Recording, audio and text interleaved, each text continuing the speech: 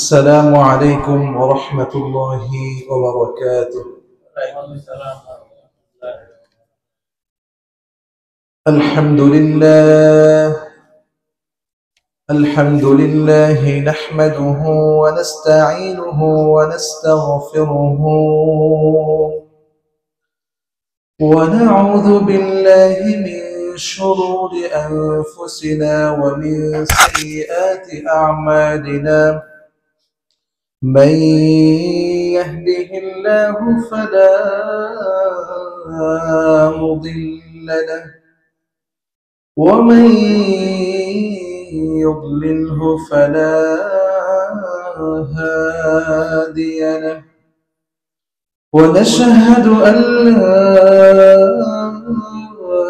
إله إلا الله وحده لا شريك له.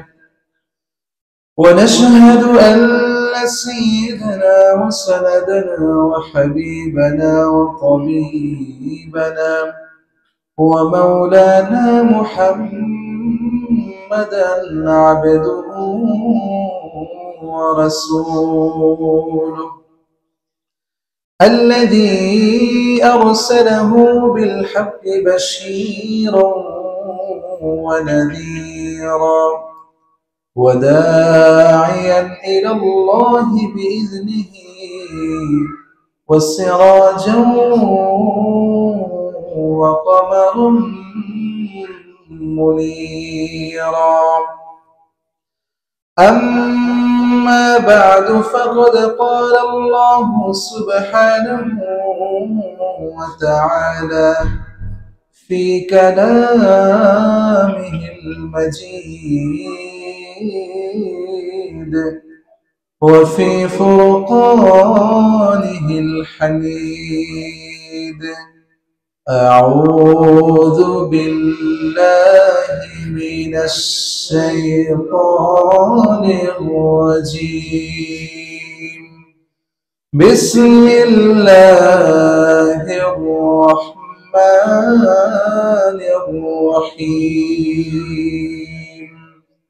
وما من دابة في الأرض إلا على الله رزقها ويعلم مستقرها ومستودعها كل في كتاب مبين. وقال سبحانه وتعالى في كلامه: ومن يتق الله يجعل له مخرجا ويرزقه من حيث لا يحتسب. وقال سبحانه وتعالى في كلامه: قل إن ربي يبسط الرزق لمن يشاء من عباده ويقدر له وما أنفقتم من شيء فهو يخلفه وهو خير الرازقين. وقال النبي صلى الله عليه وسلم كما جاء في الحديث عن أبي درداء رضي الله تعالى عنه قال: قال رسول الله صلى الله عليه وسلم: إن الرزق يطلب العبد كما يطلب أجله. وقال سبحانه وتعالى في كلامه وفي شان حبيبه: ما كان محمد أبا أحد من رجالكم ولكن رسول الله وخاتم النبيين وكان الله بكل شيء عليما إن الله وملائكته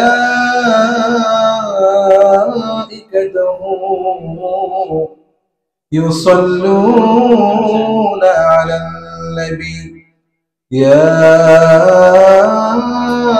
أيها الذين آمنوا صلوا عليه وسلموا تسليما اللهم صل على سيدنا مولانا محمد وعلى آل سيدنا مولانا محمد بلغ العلا بكماله كشف الدجى بجماله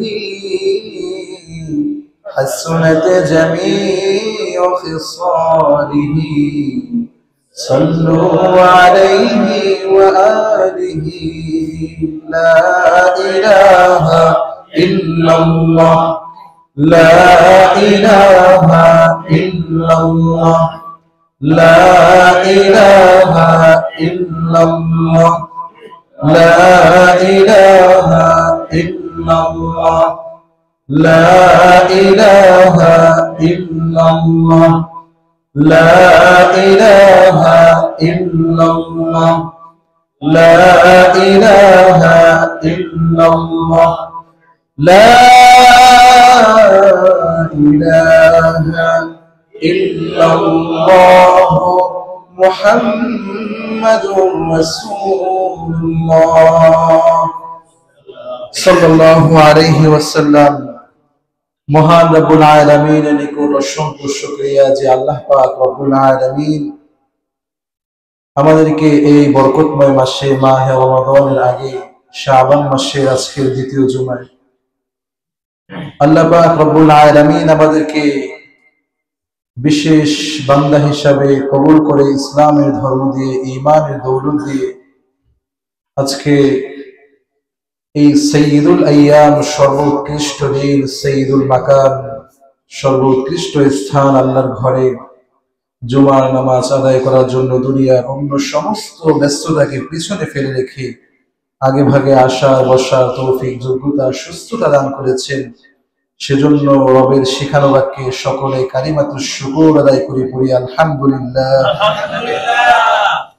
ওজুদ ও লক্ষ কোটি ধারায় দরুদ বর্ষিত হোক আপনার আমার প্রিয় নবী জনাবে মুহাম্মদ মুস্তাফা মুজতবা আকায়ে নামদার তাজদার মদিনা সাইয়্যিদুল মুরসালিন খাতামুন নবিয়্যিন ইমামুল মুরসালিন মুহাম্মদ আরবি সাল্লাল্লাহু আলাইহি ওয়াসাল্লামের উপর যাকে আল্লাহ পাক রব্বুল আলামিন সত্যের বিকাশে অসত্যের বিনাশে মানবতার মুক্তির দূত হিসেবে প্রেরণ করেছেন। সম্মানিত মুসলিম কিরাম, এই শাবান মাসের বিশেষত্ব আমরা গত সপ্তাহে জুমার আলোচনায় আমরা শুনেছি। এর মধ্যে বিশেষ করে যেটা আমাদেরকে সবসময় লক্ষ্য রাখতে হবে তা হচ্ছে এই মাসে কিন্তু আমাদের আমল নামাগুলো বাৎসরিক রিপোর্টটা আল্লাহর কাছে দেওয়া হয়। এই মাসের ভিতরে প্রত্যেকটা বান্দার বাৎসরিক রিপোর্ট আল্লাহর কাছে দেওয়া হয় এবং সামনে কদরের যে রজনী আসবে রমাদান মাসের শেষ দশকে, ওই যে রিজিকের ফায়সালা, আপনার আমার ভাগ্যের ফায়সালা আল্লাহ পাক রব্বুল আলামিনের আরশে আজিম থেকে দুনিয়ার আসমানের কাছে চলে আসবে, এটা কিন্তু এই মাসের ভিতরে হবে। এই মাসের বিশেষ একটি গুরুত্বপূর্ণ দিন রয়েছে, যে রাতের নাম হচ্ছে লাইলাতুন নিসফি মিন শাবান, অর্থাৎ শাবানের অর্ধ রজনী, যেটাকে আমরা শবে বরাত বা লাইলাতুল বরাত বলে থাকি। সম্মানিত মুসলিম কিরাম, তো এই মাসেই কিন্তু আমাদের রিজিকটা এবং আমাদের ভাগ্য লিপি সবকিছুই কিন্তু আরশে আজিম থেকে দুনিয়ার আসমানে পাঠানো হয়। রিজিক আল্লাহ পাক রব্বুল আলামিন আমাদের জন্য ফয়সালা করে রেখেছেন, কিন্তু এটা এমন একটা বিষয় মানুষের কাছে এটা এত গুরুত্বপূর্ণ যেই জিনিসটার জন্য মানুষ পুরো লক্ষ্য বস্তুটাই ভুলে গিয়েছে। ইমাম গাজ্জালী রাহমাতুল্লাহি আলাইহি বিখ্যাত একজন দার্শনিক ছিলেন। তার কিতাবের ভিতরে তিনি একটা লেখনী লিখেছেন, যেটা খুবই কমন, অনেক সময় এটা নিয়ে ছোটখাটো শর্ট ভিডিও হয়, যে এক ব্যক্তি দৌড়াচ্ছিল, তার পিছনে একটা বাঘ দৌড়াচ্ছিল। সে বাঘের ভয়ে দৌড়াচ্ছে, সামনে গিয়ে দেখলো যে একটা পুকুর। তো ওই পুকুরে যখন সে ঝাঁপ দিবে বাঘ থেকে বাঁচার জন্য, তখন সে দেখলো যে পুকুরের ভিতরে একটি সাপ হা করে বসে আছে। সে ঝাঁপ দিলেই তাকে ধরবে। ওই মুহূর্তে সে দেখলো পুকুরের সাইডে একটা গাছ, গাছের ডালা। সে তাড়াতাড়ি করে ওই বাঘ থেকে বাঁচার জন্য গাছের ডালা ধরে ঝুলে পড়ল। ঝুলে পড়ার পরে সে উপরে তাকিয়ে দেখে যেই ডালাটা সে ধরেছে ওইটা সাদা এবং একটা কালা ইঁদুর তারা ওই ডালাটাকে কেটে ফেলতেছে। তো এই দৃশ্য দেখে ওই ব্যক্তি সে হতভম্ব হয়ে গিয়েছে, এখন কোথায় যাবে। অমনি দেখে যে ডালার ভিতরে একটা মধুর বাসা, সেখানে কোনো মৌমাছি নেই। তো সে মধুর বাসা দেখে, মৌমাছি নাই এটা দেখে সে মধু আহরণ শুরু করতে করতে তার ওই যে বাঘের ভয়, সাপের ভয়, ইঁদুরের ভয় সবকিছু সে ভুলে গিয়েছে। তো ইমাম গাজ্জালী রাহমাতুল্লাহি আলাইহি তিনি এই উদাহরণ, এই উপমা দিয়ে এটাই পেশ করেছেন যে ওই ব্যক্তিটাই হচ্ছে আমরা সকলে, এটাই হচ্ছে আমাদের দুনিয়ার উদাহরণ। ওই যে বাঘটা দৌড়াচ্ছিল এটা হচ্ছে তার জন্য মৃত্যু। মৃত্যু আমাদেরকে প্রতিনিয়ত ভাবে দৌড়াচ্ছে। জীবনে মানুষের এরকম রাত আসে না, যে এরকম হয় না যে মাঝে মাঝে মনে হয় না যে আজকেই হয়তো মরে যাব। মাঝে মাঝে শরীরটা একটু খারাপ হলে মনে হয় যে আজকে ঘুমের পরে হয়তো আর উঠতে পারবো না। অনেকেই কালিমা শাহাদাত করে ঘুমায়, এরকম হয়। রাস্তায় যাওয়ার পরে এমনও হয় বাস থেকে নামার পরে সামনের দিক থেকে পিছন থেকে আরেকটা বাস সামনে দিয়ে চোখট করে চলে গেল, মনে হয় যে আমি এখনো বেঁচে আছি। তো মৃত্যু মানুষকে জন্ম থেকে মৃত্যু আসার আগ পর্যন্ত সবসময় মৃত্যু মানুষের জন্য অপেক্ষামান। ইমাম গাজ্জালী এটাই বোঝাচ্ছেন, বাঘটা তার দিকে চেয়ে আছে। আর ওই যে একটা পানিতে একটা সাপ ছিল, ওটা হচ্ছে তার কবর। কবর মানুষকে প্রতিদিন ডাকে, কবর মানুষের জন্য অপেক্ষা থাকে। প্রতিদিন কবর মানুষকে ডাকতে বলে, আনা বাইতুল ওয়াহদা, আমি একাকিত্বের ঘর, আনা বাইতুল গুরবা, আমি পোকামাকড়ের ঘর। কবর এভাবে মানুষকে ডাকতে থাকে। যে মানুষ একটা মশার কামড় সহ্য করতে পারে না, যে মানুষ বালিশ ছাড়া, কমফোর্টার ছাড়া শীতের বেলা ঘুমাইতে পারে না, শীতের রাত্রে, আজকে ওই কবরে চেয়ে দেখুন, চিন্তা করে দেখুন, আমার আপনার কত আত্মীয় স্বজন ঘুমিয়ে আছে, যেখানে বালিশ নাই, কম্বল নাই, ওই অন্ধকারের ভিতরে ঘুমিয়ে আছে। ওই কবর আমার আপনার জন্য অপেক্ষামান, প্রতিদিন আমাকে ডাকে, কিন্তু আমরা শুনতে পাই না। আর ওই যে দুইটা ইঁদুর, একটা সাদা একটা কালো, ওই সাদা ইঁদুরটা ছিল হচ্ছে দিন, আর কালো ইঁদুরটা ছিল রাত্র, যেটা দিন দিন আমার জীবন থেকে ফুরিয়ে যাচ্ছে। আর ওই যে মধু দেখলাম, ওই যে লোকটা মধু আহরণ করতে গিয়ে সব ভুলে গেল, ওই মধুটা ছিল দুনিয়া। যে মধুটা মানুষকে আজকে আল্লাহ রাব্বুল আলামিন থেকে গাফিল করে দিয়েছে। সম্মানিত মুসলিম কিরাম, তো ইমাম গাজ্জালী রাহমাতুল্লাহি আলাইহি এই বিখ্যাত এই উপমা দিয়েছেন। মানুষের জন্য সবচেয়ে বড় চিন্তার বিষয় হচ্ছে মানুষ রিজিক নিয়ে চিন্তা করে, যে কি খাবে, কি পড়বে, কি হবে, এই সমস্ত কি মানুষ চিন্তা করে। কিন্তু আল্লাহ পাক বলেন, ইন্নাল্লাহা হুয়ার রাজ্জাকু যুল কুওয়াতিল মাতিন। এই দুনিয়ার সমস্ত কিছু মাখলুকাতের যাররা থেকে যাররা পরিমাণ যে মাখলুকাত রয়েছে, এ থেকে সর্বোচ্চ পর্যন্ত সব কিছু রিজিক একজনের হাতে, তিনি হচ্ছেন আল্লাহ পাক রব্বুল আলামিন। সম্মানিত মুসলিম কিরাম, আল্লাহ পাক রব্বুল আলামিন তিনি তার নিজের হাতে রিজিক রেখেছেন। তিনি নিজে এই রিজিককে ফয়সালা করে বন্টন করেন। আমি আপনি যতই চেষ্টা করি রিজিককে আমরা টেনে আমাদের কাছে আনতে পারবো। মুহাম্মদুর রাসূলুল্লাহ সাল্লাল্লাহু আলাইহি ওয়াসাল্লাম জানিয়ে দিলেন, হাদিসে বর্ণিত হয়েছে, আন আবি দারদা রাদিয়াল্লাহু তাআলা আনহু قال قال رسول الله সাল্লাল্লাহু আলাইহি ওয়াসাল্লাম, ইন্নার রিজকা ইয়াতলুবুল আবদা কামা ইয়াতলুবু আজালাহু। নিশ্চয় রিজিক মানুষকে তালাশ করে বেড়ায়, মানুষকে খুঁজে বেড়ায়, যেভাবে মৃত্যু মানুষকে খুঁজে বেড়ায়। রিজিক এমন জিনিস আপনার জন্য আমার জন্য যেটা লেখা আছে ওইটা আমাকে আপনাকে খুঁজবে। হাদিসে বর্ণিত হয়েছে যে মৃত্যুর আগে আজরাইল যখন জানটা নিয়ে যাবে, এর আগে মিকাইল আলাইহিস সালাতু ওয়াস সালাম পুরো পৃথিবী চারদিকে ঘুরে আসে।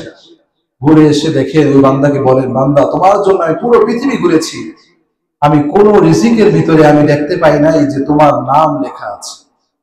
যতক্ষণ পর্যন্ত আপনার জন্য সামান্য পরিমাণ রিজিক থাকবে, আমার জন্য সামান্য রিজিক থাকবে, ওই রিজিক থাকার আগে আমার আপনার মৃত্যু হবে না। সম্মানিত মুসলিম কেরাম, এজন্য মানুষের জন্য রিজিক নিয়ে টেনশন এটা মানায় না। মানুষ শুধু কাজ করবে, চেষ্টা করবে, সমস্ত কিছুর ফয়সালা হচ্ছে আল্লাহ পাক রব্বুল আলামিনের পক্ষ থেকে। যদি আমরা আজকে যে চিন্তা করি, এই যে আমাদের পদ্মা নদী, ইলিশ মাছ এত সুন্দর, এত মজা, এই পদ্মা নদীটাই এক অংশ কিন্তু ভারতে আছে, যার নাম হচ্ছে গঙ্গা। তো ওই নদীতে এই মাছ এত মজা হয় না, যেটা এই নদীর ভিতরে মজা হয়। এর কারণটা কি?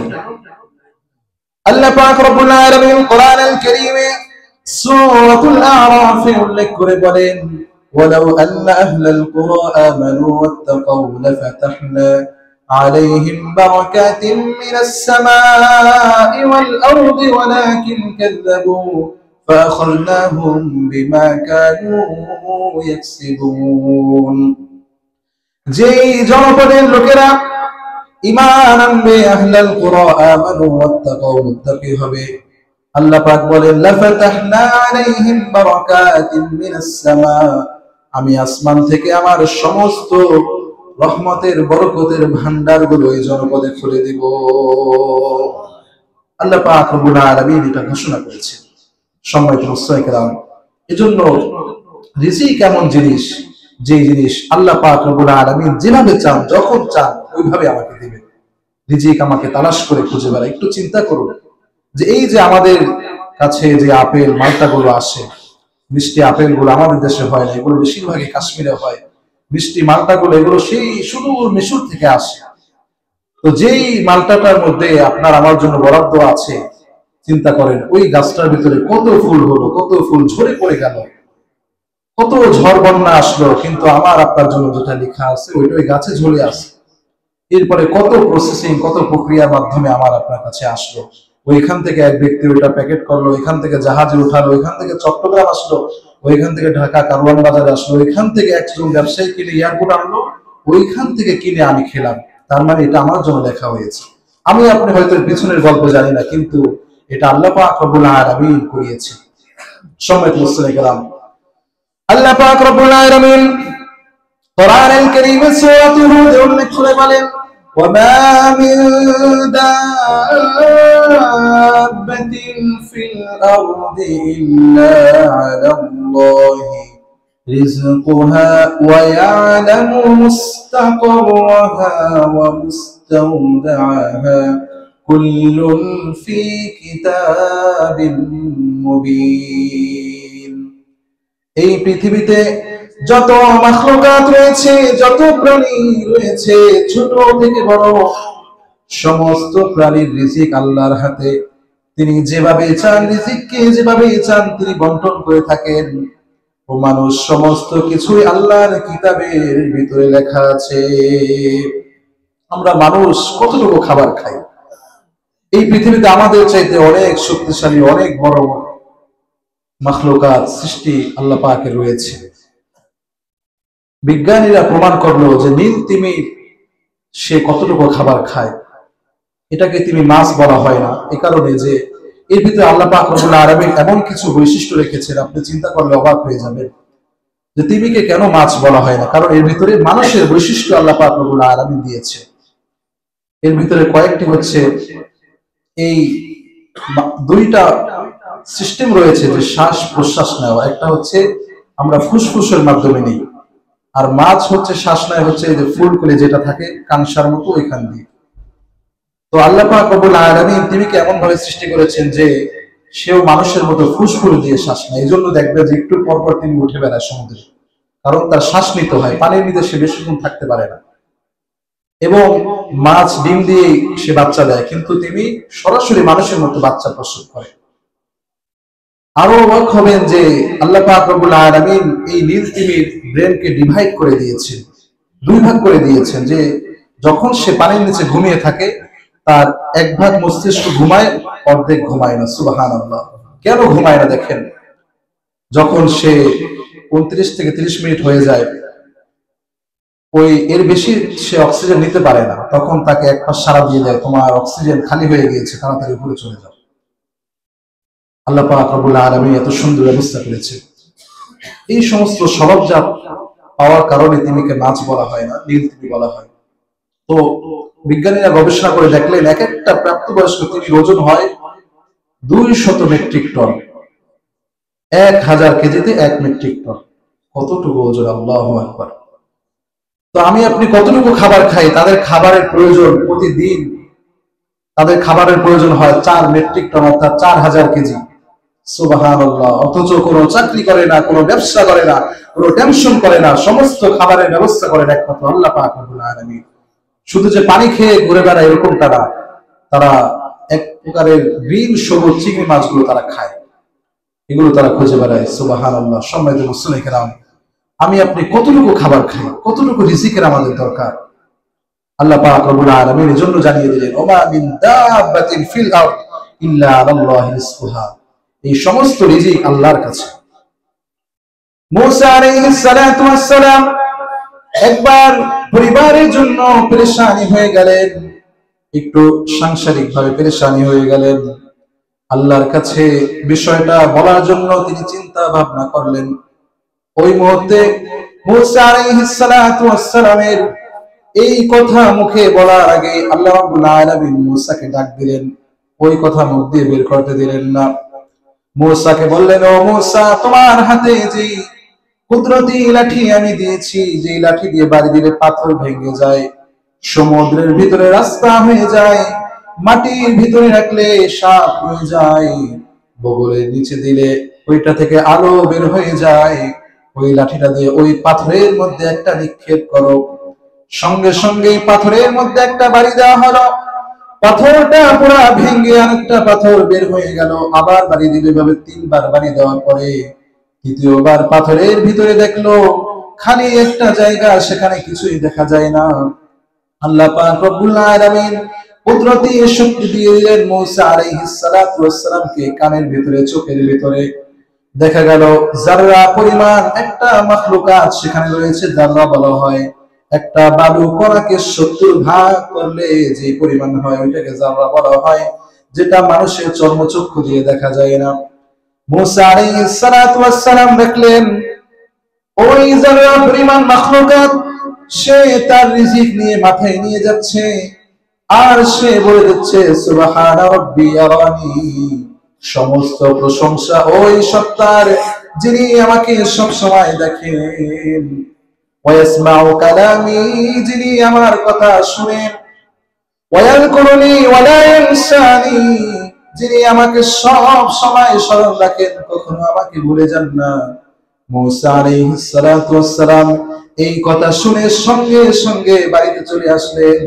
আরে যদি ওই যাররা পরিমাণ মাখলুকাতের কথা আল্লাহ শুনে, ওই মাখলুকাতের কথা আল্লাহ ভুলে না যায়, ওইখানে ওই পাথরের ভিতরে যেখানে কোনো আলো যায় না, দেখা যায় না, ওইখানে যদি আল্লাহ রিজিকের ব্যবস্থা করে, আমি মুসা জমিনে ঘুরে বেড়াই, আমাকে 4 হাত পাও দেওয়া হয়েছে, আশরাফুল মাখলুকাত করা হয়েছে, অবশ্যই আল্লাহ পাক রব্বুল আলামিন আমার রিজিকের ব্যবস্থা তার হাতে রেখেছে।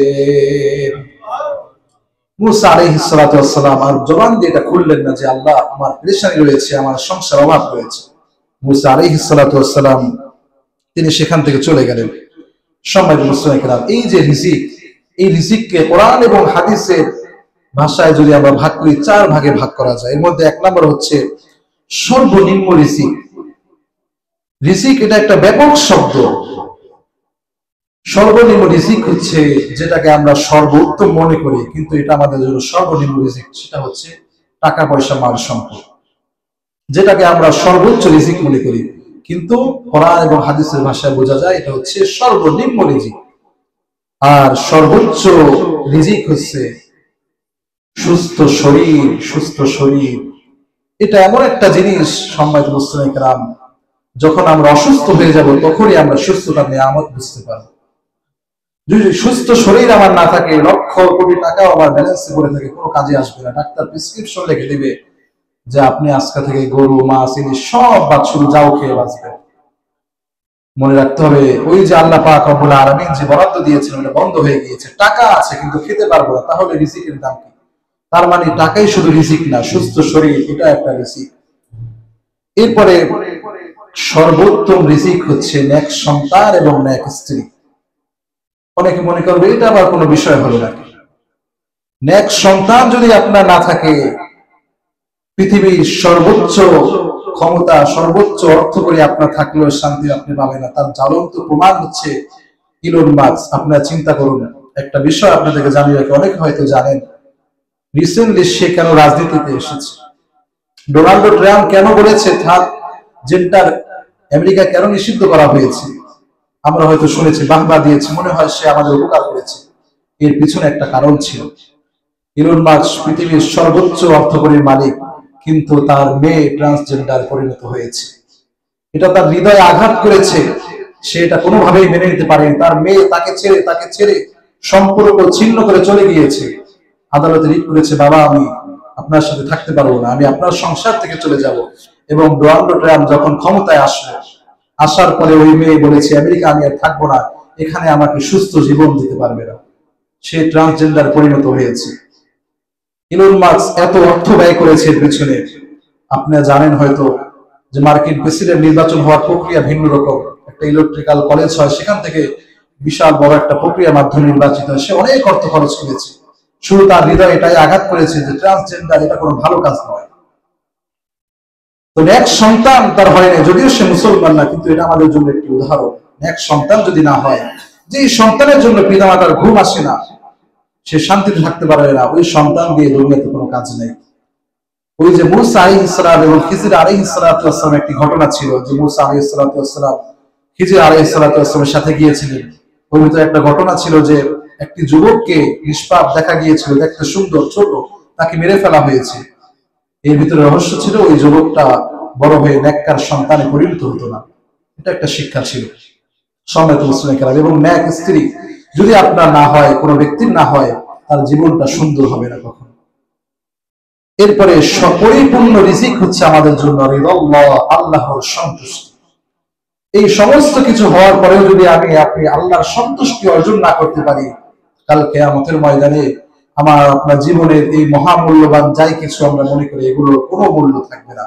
জীবনে যত সাকসেস, যত সফলতা, যত ক্রেডিট আমরা পাই না কেন, যত কিছুই আমাদের হয়ে না যাক না কেন, যদি আল্লাহর কাছে আল্লাহর সন্তুষ্টি আমরা অর্জন না করতে পারি, তাহলে আমাদের এই কিছুর দাম থাকবে না। সম্মানিত মুসলিম কেরাম, এজন্য আমাদের এই কথার সারমর্ম হচ্ছে, রিজিক সমস্ত কিছু আল্লাহর হাতে। আমাকে শুধু সর্বোত্তম চেষ্টা করতে হবে, আর সমস্ত কিছু ফয়সালা আল্লাহ পাক রব্বুল আলামিন আমাদেরকে দিবেন।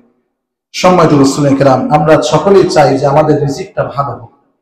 এবং এই শাবান মাস আমাদের জন্য গুরুত্বপূর্ণ মাস, যেহেতু এই মাসেই সপ্তম আসমান থেকে, আরশে আজিম থেকে দুনিয়ার নিকটবর্তী আসমানে আপনার আমার রিজিক চলে আসবে এবং কদর রাতে সমস্ত কিছু বিলীন শুরু হয়ে যাবে।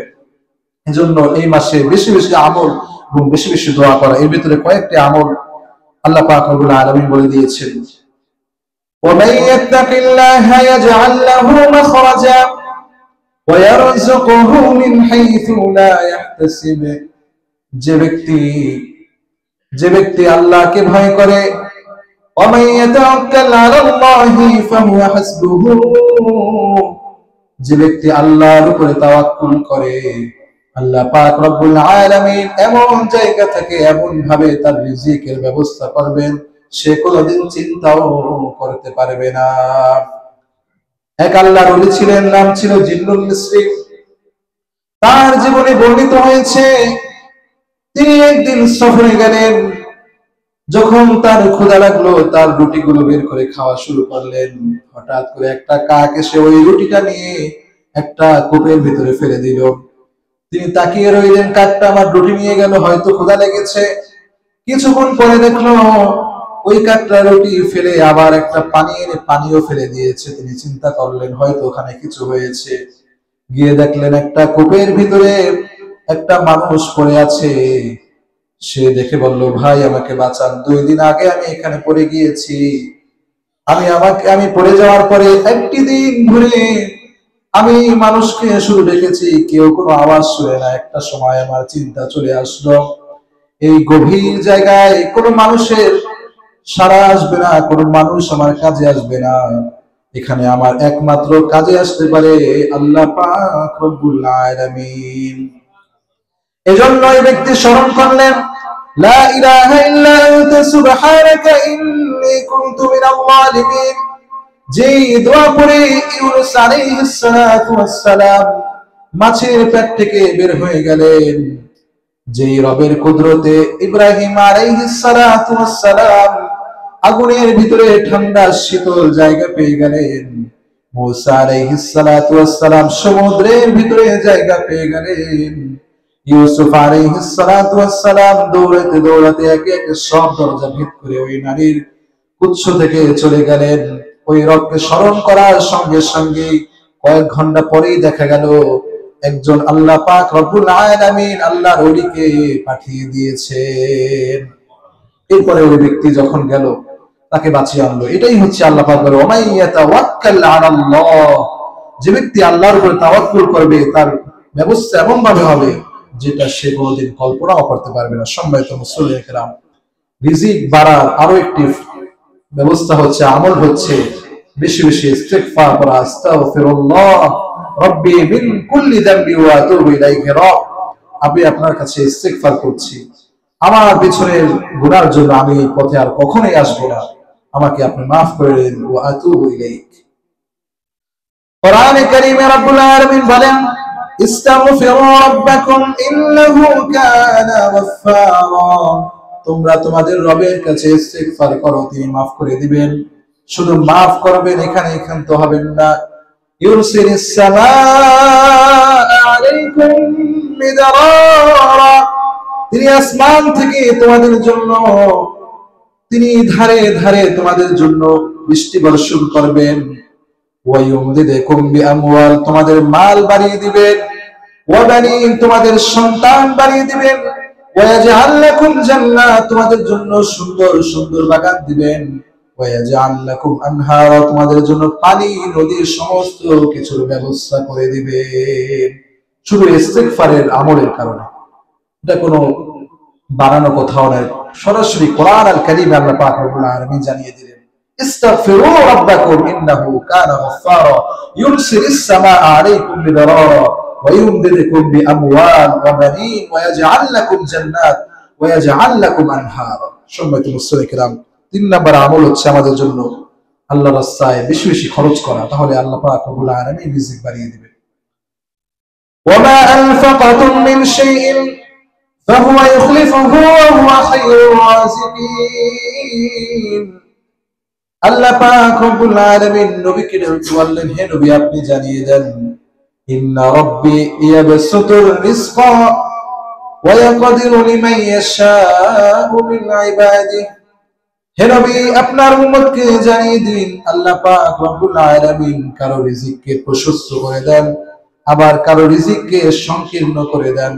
তবে আনফাকাতুম মিন শাইইন ফাহুয়া ইখলিফুহু, যারা আল্লাহর রাস্তায় খরচ করবে তাদের বিষয়টা আল্লাহর কাছে ভিন্ন রকম হবে। আল্লাহ পাক রব্বুল আলামিন বলছেন, ওয়া হুয়া খায়রুর রাযিকিন, আর সেই ভিন্নটা কিরকম?